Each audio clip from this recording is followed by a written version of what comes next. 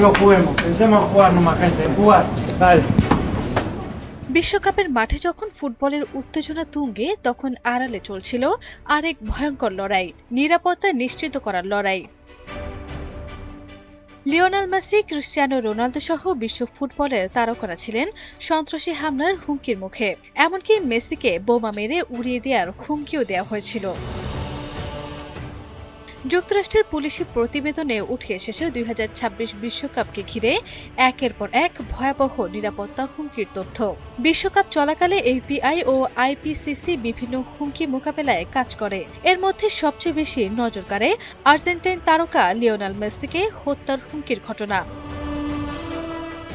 Argentina ও জর্ডানের ম্যাচের আগে ডলাস বিমানবন্দরে এক ব্যক্তি ফোন করে দাবি করেন আরও দুজনকে সঙ্গে নিয়ে হাতে তৈরি বোমা ও AR-15 রাইফেল নিয়ে স্টেডিয়ামে হামলা চালাবেন তিনি।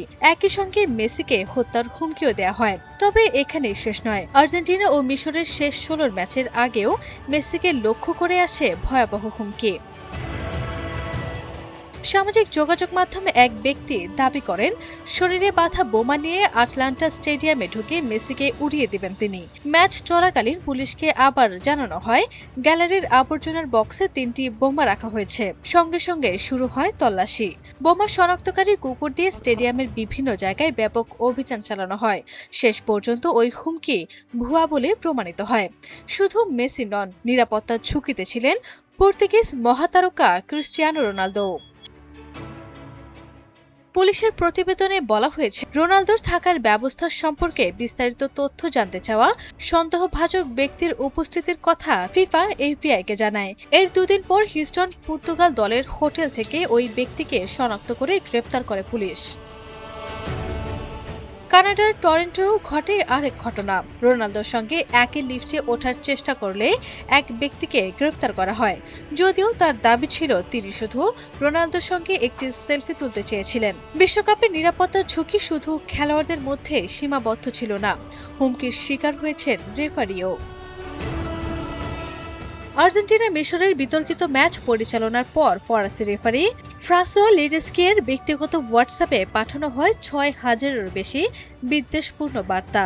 একই ধরনের হুমকি পান এই ম্যাচের VR referee হিউলি দেলাজোদও।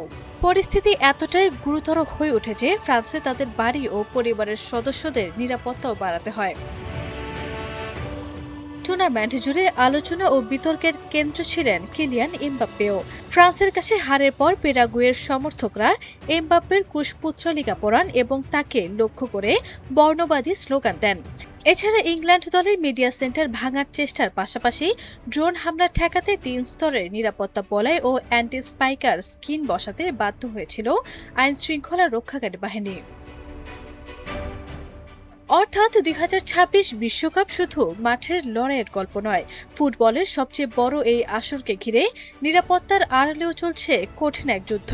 Messi, Mbappe, Ronaldo থেকে শুরু করে রেফারি, বিশ্বকাপের তারকারা কিভাবে একের পর এক নিরাপত্তা হুমকির মুখে পড়েছিলেন সেই চাঞ্চল্যকর তথ্যই উঠে এসেছে মার্কিন পুলিশের প্রতিবেদনে। আরভি ইসলাম হিমু, এনটিভি অনলাইন।